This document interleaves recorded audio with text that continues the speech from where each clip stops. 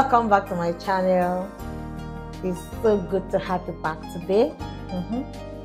Today we are back on our energy series. Yes. And just like I always say, your energy expert, your energy plug, raw content, premium content. I'm going to give you another exciting premium content today. Today we are going to talk about calibration.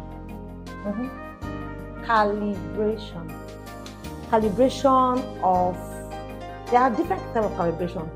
There's calibration of underground storage tank, there's calibration of pumps, and there's calibration of containers. Different kind of calibrations.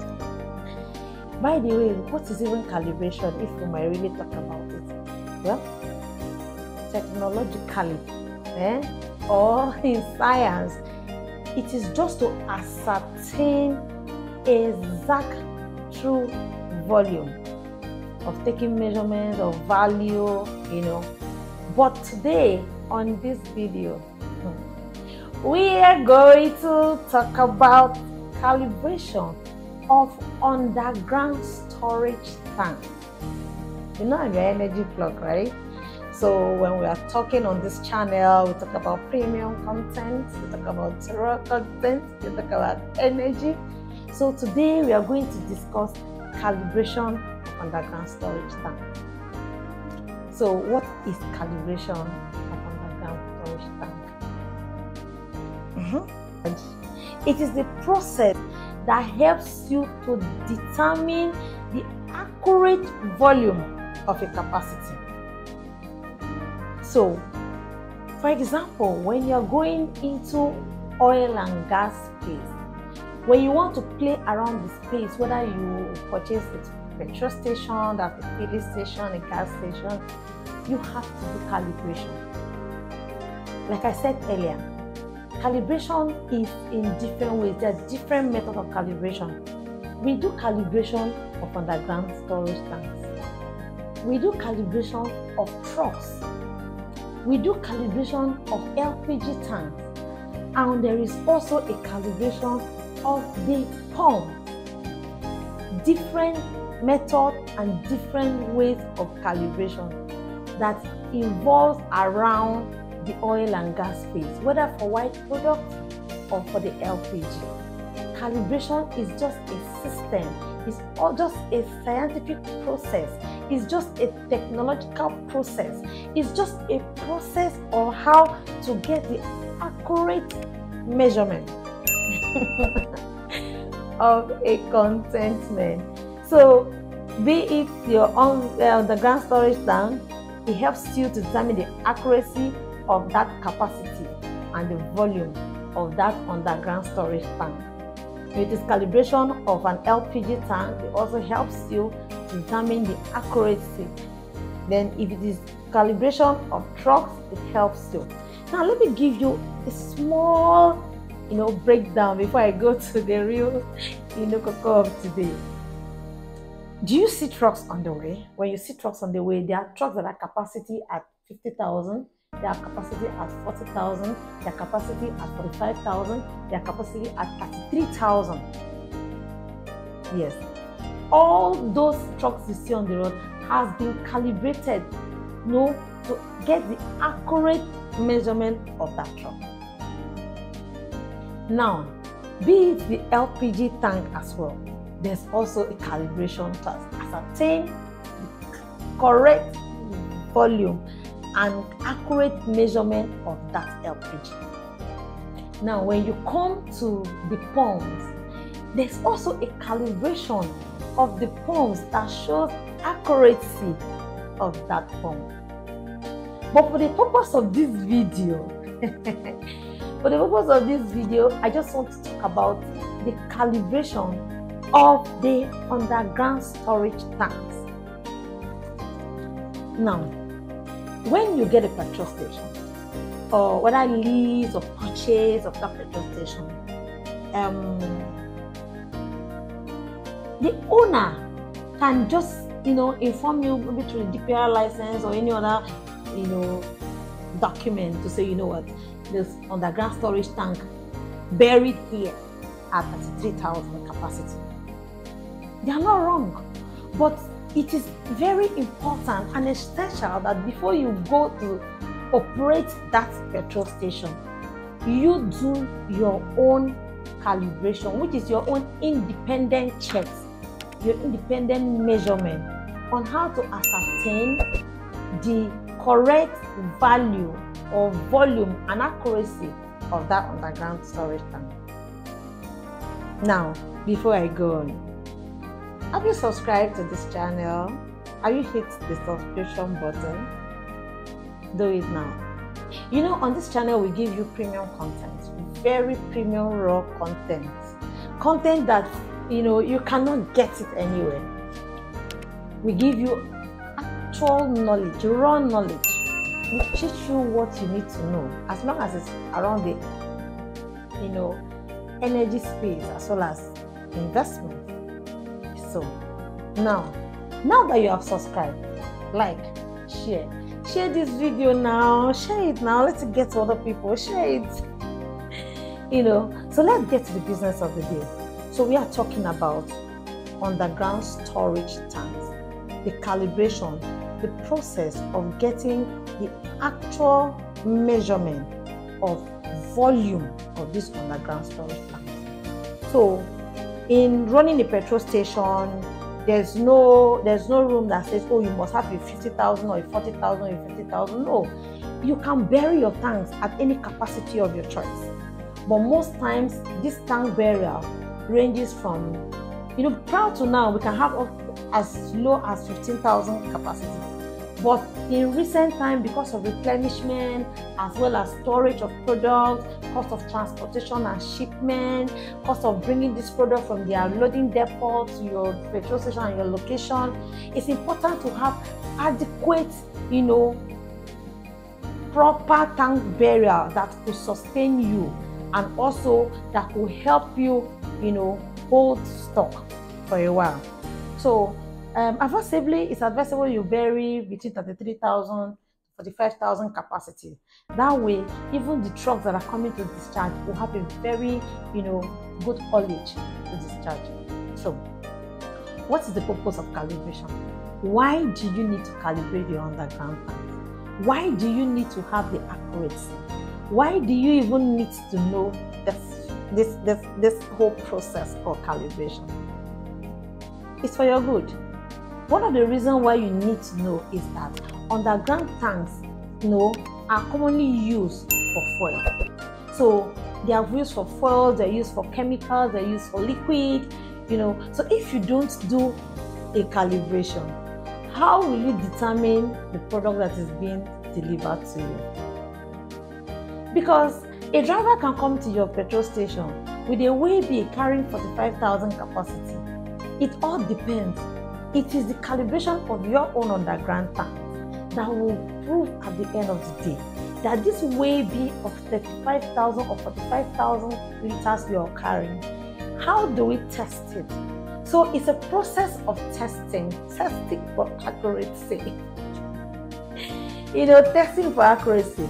So it's very important that you calibrate your tank. So that's one of the purposes why tanks are being calibrated, for you to determine, you know, these petroleum products that are being delivered to you.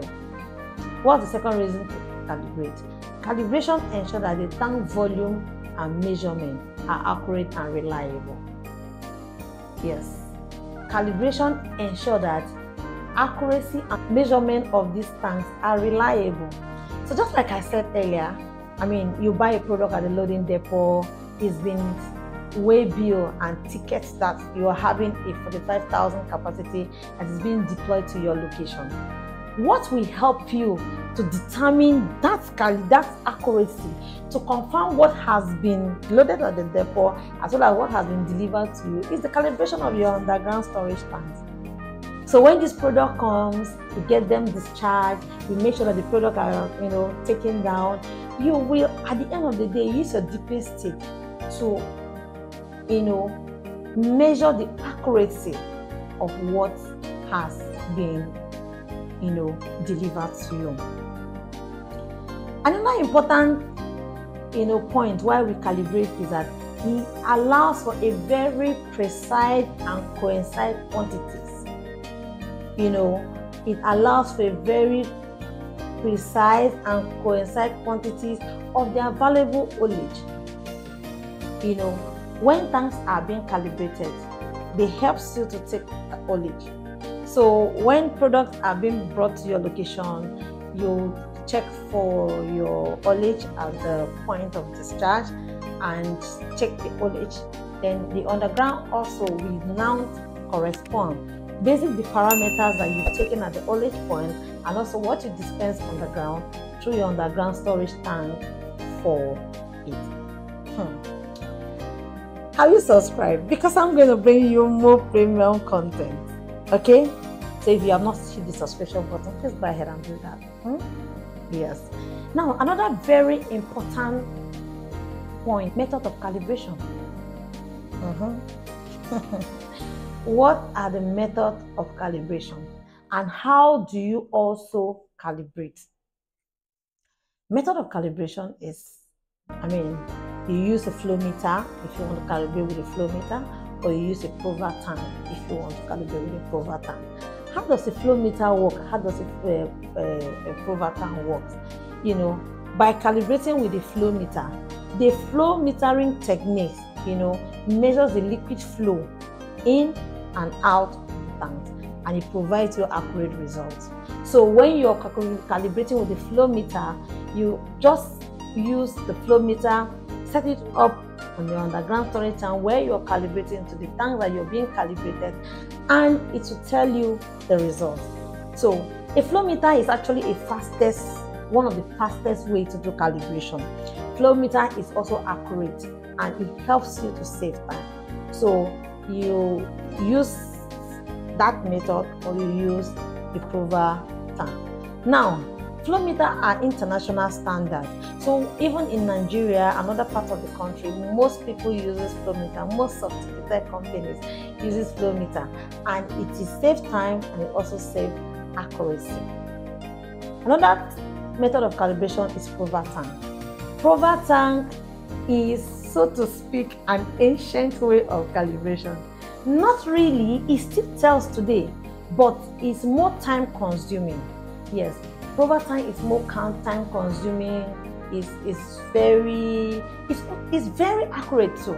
It's very accurate, but it's time consuming, and it helps you to determine your whole entire calibration process. Have you learned something today? You go ahead and hit the subscription button. You go ahead. So now, for companies that uses flow meter and company that uses prover tank, there are not much differences. Like I said, flow meter helps you to save time and it's not time consuming like prover tank. The prover tank is more time consuming, but it's also accurate. Another important thing I want to talk about is that what are the products that are used for calibration? What is the process? How do you do the calibration and how do you get to the calibration process? Well, the process of calibration is in two ways, and the product for calibration is also in two ways. The product for calibration is either you use product for it or you use water. So whichever product that you're using, in this case now we are talking about the oil and gas downstream. So you can either use, if you're calibrating PMS tanks, use PMS to calibrate. If you're calibrating AGO, you use AGO to calibrate. If you're calibrating a DPK tank, you use DPK to calibrate. So that is the process of using product to calibrate. So either you use product or you use water. The second product that is used for calibration or method of calibration is water. Water is very safe. Water is more safer to calibrate. Products are highly inflammable, so most times using product to calibrate is, so to speak, safety concerns are there. But when you're using water to calibrate, there are no fears. Water doesn't have an enemy here. So there are no fears of using water to calibrate. Water is very safe, water is accurate, and water is most commonly used and also recommended by the NNDPRA.